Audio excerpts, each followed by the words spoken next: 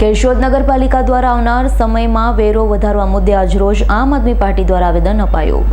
કેશોદ નગરપાલિકા દ્વારા 1 એપ્રિલથી લાગુ થનાર ભૂગર્ભ ગટર વેરો નાબૂદ કરવા આજરોજ આમ આદમી પાર્ટી, કોંગ્રેસ તેમજ ગામના આગેવાનો દ્વારા કેશોદ તાલુકા પંચાયત ગ્રાઉન્ડ ખાતેથી સૂત્રોચ્ચાર સાથે કેશોદ નગરપાલિકામાં ચીફ ઓફિસરને આવેદનપત્ર આપવા છતાં ન જાણ્યું જાનકી નાથે સવારે શું થવાનું છે, આવી જ ઘટના 10 મિનિટના સૂત્રોચ્ચાર કરી થાક્યા છતાં ચીફ ઓફિસર સાહેબ બીજાને મળ્યા, પરંતુ આવેદન આપવા જનાર લોકોની વેદનાને સમજી ન શક્યા। પીસી મિટિંગનું બહાનું બતાવ્યું અને તે લોકો દ્વારા નગરપાલિકાના અન્ય અધિકારી સમક્ષ રજૂઆત કરી પોતાની વેદના ઠાલવી આવેદન આપી રજૂઆત કરેલી હતી। આ બાબત પર ચીમકી પણ આપવામાં આવી હતી। આ મુદ્દે દિવસ 8માં જવાબ નહીં મળે, આંદોલનના મંડાણ થાય તો નવાય નહીં।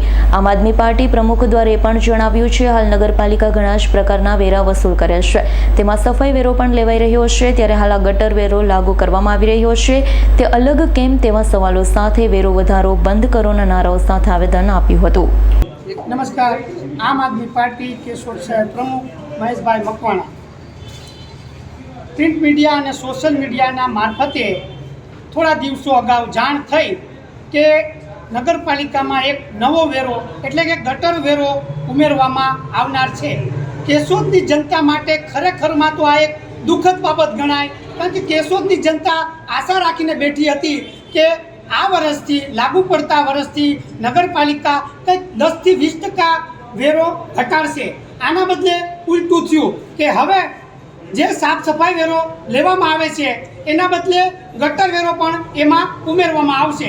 એક રીતે જોઈએ તો ગટર વેરો ગણો કે સાફ સફાઈ વેરો, આ બંને એક જ કહેવાય। આને કોઈ અલગ રૂપ આપવાની નગરપાલિકાએ જરૂર નથી। પહેલાંથી ગુજરાતની તમામ નગરપાલિકાઓમાં કેશોદ નગરપાલિકાનો ફર્સ્ટ નંબર આવે છે કે જે વેરા વસૂલાતમાં તોતિંગ ભાવ વધારો લઈને દર વર્ષે આવે છે।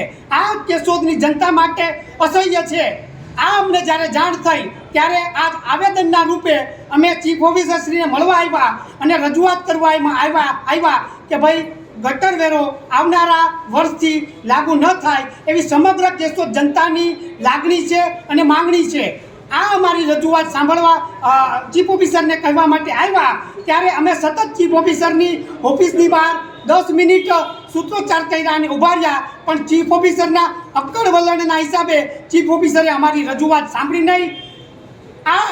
આ રીતે અમારી રજૂઆત ન સાંભળવાની રીતે અમે નગરપાલિકા OS પ્રવીણભાઈ વિઠલાણીને અમારી આવેદનપત્ર આપી અને રજૂઆત કરી કે આવનારા સમયમાં ગટર વેરા સ્વરૂપે કોઈ વેરો કેશોદની જનતા ઉપર લાગુ કરવામાં ન આવે એવી અમારી નમ્ર વિનંતી છે નગરપાલિકાને।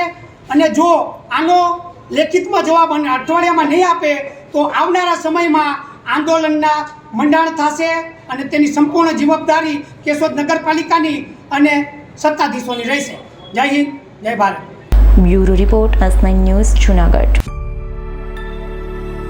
અમારી તમામ માહિતીથી અપડેટ રહેવા માટે જોડાયેલા રહો S9 ન્યૂઝ સાથે।